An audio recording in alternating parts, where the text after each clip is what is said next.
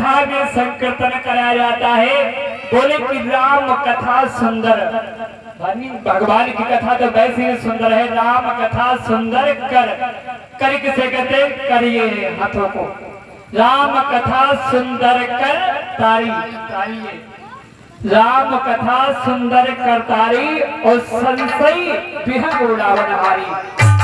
जब तालियां बजा करके संकीर्तन करते हैं तो आपके अंदर संशय रूपी जो पाप रूपी जो पंछी बैठा है उड़ जाता है। संशय विहंग उड़ावनहारी। तो महाराज कथा में जब भी बैठे तो भगवान का संकीर्तन करना चाहिए तालियां बजा करके। तालियां बजाने से हमारी जो रेखाएं हैं बदल जाती हैं। और महाराज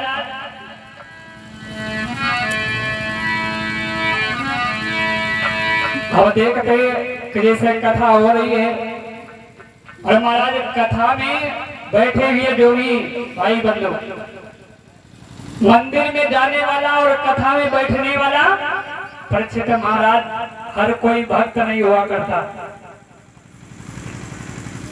मंदिर में जाने वाला और कथा में बैठने वाला हर कोई भक्त नहीं होता है। बोले कि ऐसा क्यों?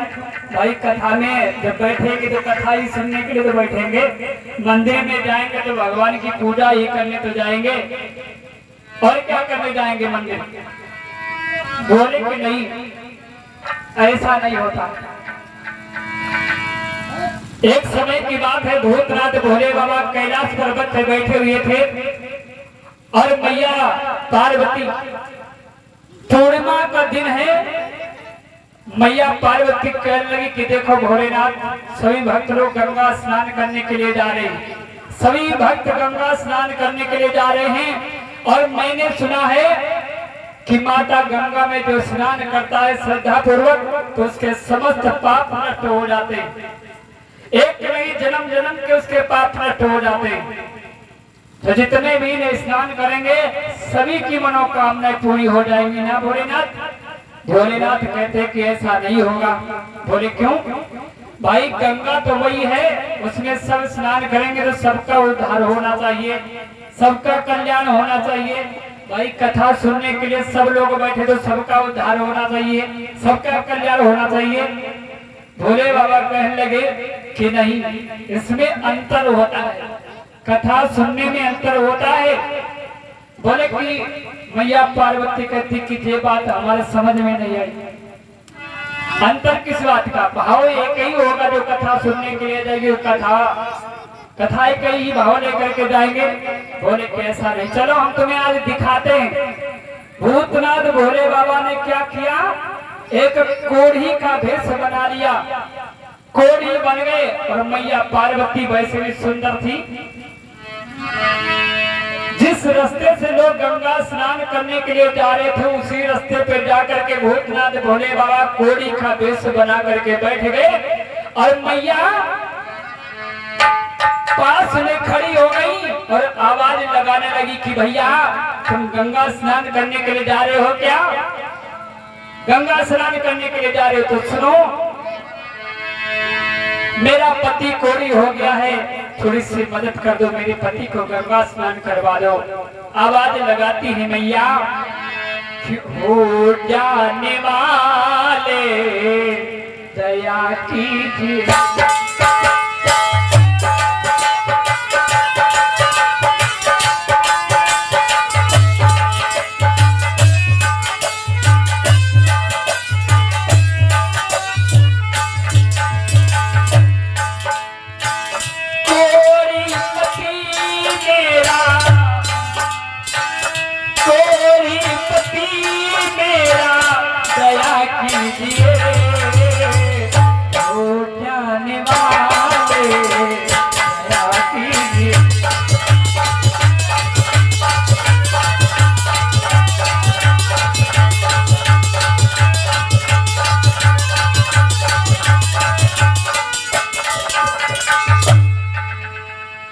भैया पार्वती आवाज लगाने लगी, अरे भैया तुम गंगा स्नान करने के लिए जा रहे हो, मेरा पति कोड़ी हो गया है, थोड़ी सी मदद कर दो।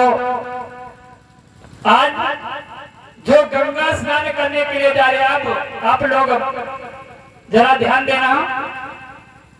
गंगा स्नान करने के लिए जा रहे हैं तो मैया पार्वती से कह देंगे कि सुनो, ये तुम्हारे पति हैं? बोले कि हाँ ये मेरे पति हैं। बोले कि तुम तो वैसे इतनी सुंदर हो, एक मेरी बात मानोगी? बोले क्या? देखो इस कोड़ी के चक्कर में मत पड़ो, तुम मेरे साथ में चलो, तुम भी कितनी सुंदर हो और मैं भी नौजवान हूँ, तुम मेरे साथ में चलो, इस कोड़ी के चक्कर में तुम पड़ी हो। मैया पार्वती कहने लगे तुम गंगा स्नान करने के लिए जा रहे हो, अरे तुम्हारा सत्यानाश हो जाएगा, तुम्हारे दिल के अंदर ऐसी भावना, और तुम गंगा स्नान करने के लिए जा रहे हो। मैया आवाज लगाती रही और जितने भी भक्त लोग जा रहे हैं सभी से कहती हैं, जो भी आता है कहता है कि तुम चलो। मैया पार्वती से कहता है कि तुम चलो, हम तुम्हें स्नान करवा दें, लेकिन इस कोड़ी को छोड़ दो। खैर कोई बात नहीं। अब ये तो बात हो गई किसकी? जो हमारे जवान भैया लोग थे, जैसे कि हमारे बाराती भैया। काहे तो तुम वैसे लग रहे हो।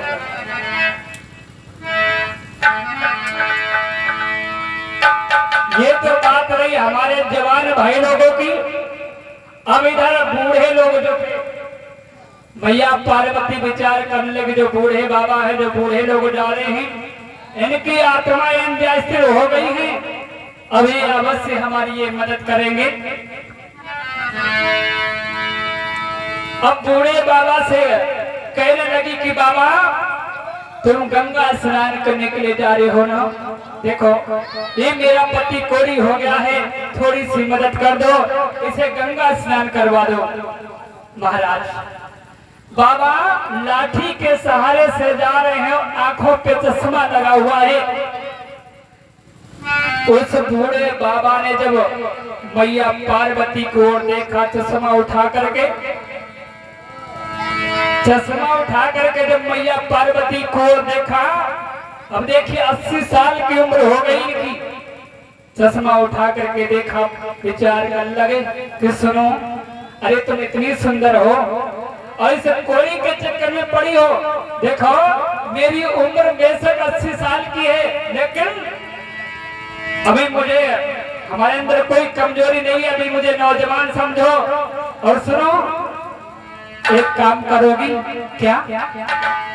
तुम्हें सब कोड़ी को छोड़ करके मेरे साथ में चलो। जवाब दिया बूढ़े बाबा ने कि दुलरी तिलरी और चोलरिया, हाय तोहरो गहना गढ़वाई दी। बोले कि तुम्हें हम खूब माल जेवर बनवाएंगे, एक नहीं दो दो। कि दुलरी तिलरी और चोलरिया, हाय तोहरो गहना गढ़वाई दी, और तुम संग हमारे महल चलो।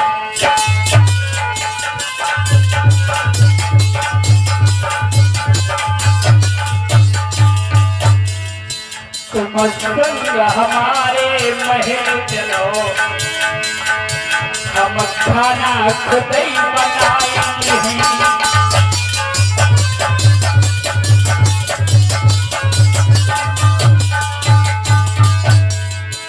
दुलरी तिलरी और चोलरिया, तोहरो गहना गढ़वाई दी,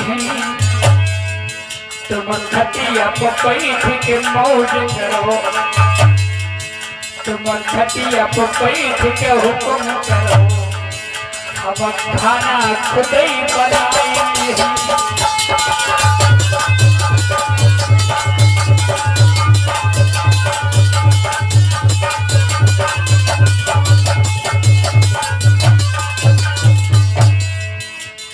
अंदाजा लगाइए आप लोग, 80 साल की उम्र हो गई है और लाठी के सहारे से चल रहे हैं। जवाब दिया तुम बस खटिया बैठे हुक्म करो, अरे खाना हम खुद तुम्हें बना के खिलाएंगे। और सुनो, काऊ कारण कष्ट हो प्यारी, घर के नौकरानी मंगवाई दी, तुम खटिया पर बैठ के हुक्म करो, तुम खटिया पर बैठ के हुक्म करो, अब सारा काम संभाली।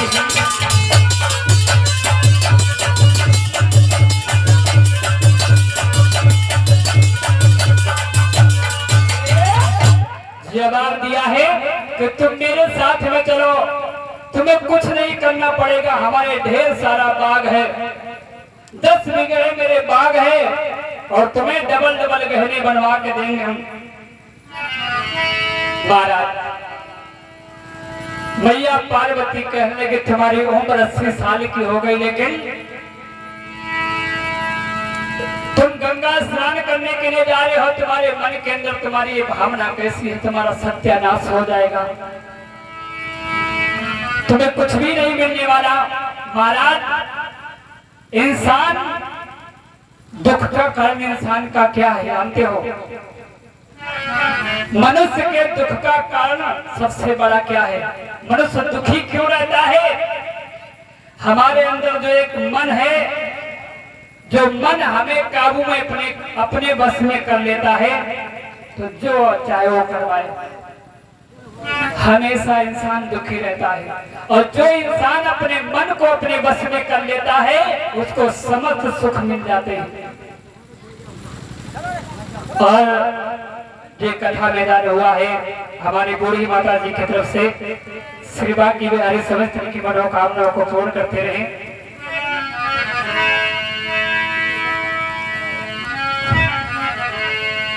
जो प्राणी मन को अपने बस में कर लेता है, समस्त उसको सुख मिल जाते हैं, किसी चीज की कमी नहीं रहती है।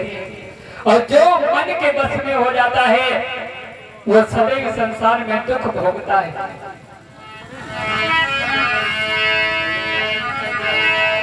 मैया पार्वती कहने लगी कि चलो यहाँ से, अरे ये पापियों की दुनिया है, यहाँ पे सभी पापी हैं, ये दुनिया हमारे योग नहीं है, हमारे रहने लायक नहीं है, चलो यहाँ से। भूतनाथ भोले बाबा कहते हैं कि नहीं पार्वती, ऐसा भी नहीं कि जब भक्त नहीं होंगे, जब भक्त नहीं होंगे तो भगवान कहाँ होगा।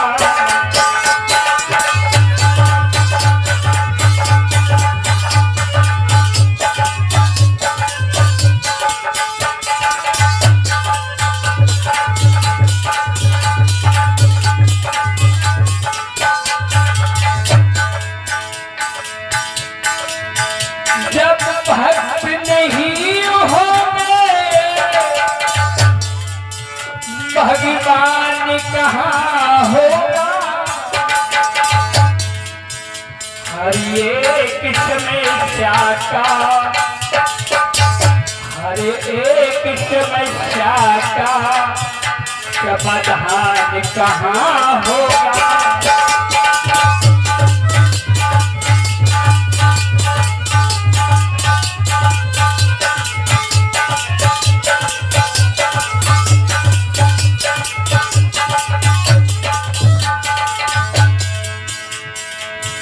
जब भक्त नहीं होंगे भगवान कहाँ होगा।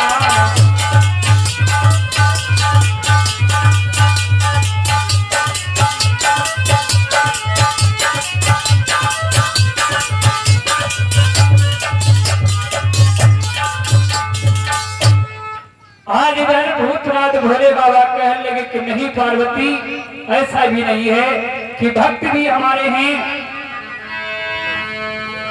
थोड़ी ही देर के बाद में देखा कि भक्त मैया गंगा की प्रार्थना करता हुआ चला आ रहा है और मैया पार्वती ने उससे कहा कि मेरी थोड़ी सी मदद कर दो, मेरा पति कोढ़ी हो गया है, इसे गंगा स्नान करवा दो। उस भक्त ने क्या किया, भूतनाथ भोले बाबा जो कोढ़ी के भेष में थे उठा करके कंधे पे बैठा लिया है और जाकर के गंगा स्नान करवाया भोलेनाथ को। जब वह गंगा स्नान करवाने लगा तो उसी समय अंदाजा लगाइए आप लोग, जो संसार को उठाए हुए हैं, संसार को उठाने वाले को एक छोटे से भक्त ने अपने कंधे के ऊपर बैठा लिया। भूतनाथ भोले बाबा ने क्या किया, अपने वास्तविक रूप में आ जाते हैं और भक्त के कंधे के ऊपर बैठ करके डमरू बजाने लगे। लोग वहां पे देखने लगे, अरे ये क्या हो गया, मैंने तो इसे कोढ़ी समझा था, लेकिन ये तो भोलेनाथ है, हमसे बहुत बड़ा पाप हो गया। भोले भक्त सन भगवान की, शंकर भगवान की, अपने आप को धिक्कारने लगे कि हे दीनानाथ, हमसे बहुत बड़ी गलती हो गई, मैंने इसे कोढ़ी समझा था, ये तो भोलेनाथ निकले।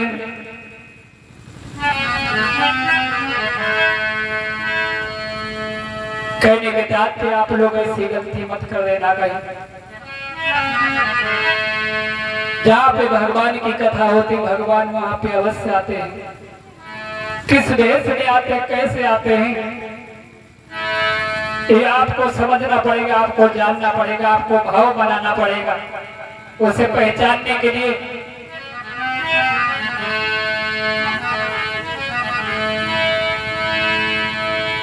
तुम्हारा इधर श्री सुखदेव महाराज कहते कि हे राजन परीक्षित, महारानी पवन रेखा जब महलों में आ जाती है तो महाराज धीरे धीरे जब समय बढ़ता गया, इधर कवियों ने लिखा कि महारानी पवन रेखा का जब 10वां मास लगा, जब 10वां मास लगा तो महाराज वो गर्भ बाल बढ़ने लगा। 10वां मास लगते ही जो सूर्य देवता है इनका सारा तेज नष्ट हो जाता है।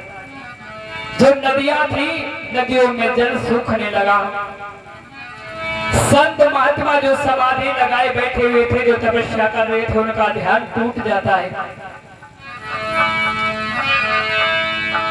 समय कौन सा आ गया महाराज, कार्तिक का महीना है, कार्तिक के महीने की अष्टमी है। ऐसी घनघोर घड़ी सब कुछ खोल है। उस समय महारानी पवन रेखा के गर्भ से एक बालक ने जन्म लिया। कवियों ने बताया कि पैदा होते ही बालक के अरे आंधी तूफान मचाने लगा, और बिजली चमकी आकाश हिला, वो महाप्रलय डर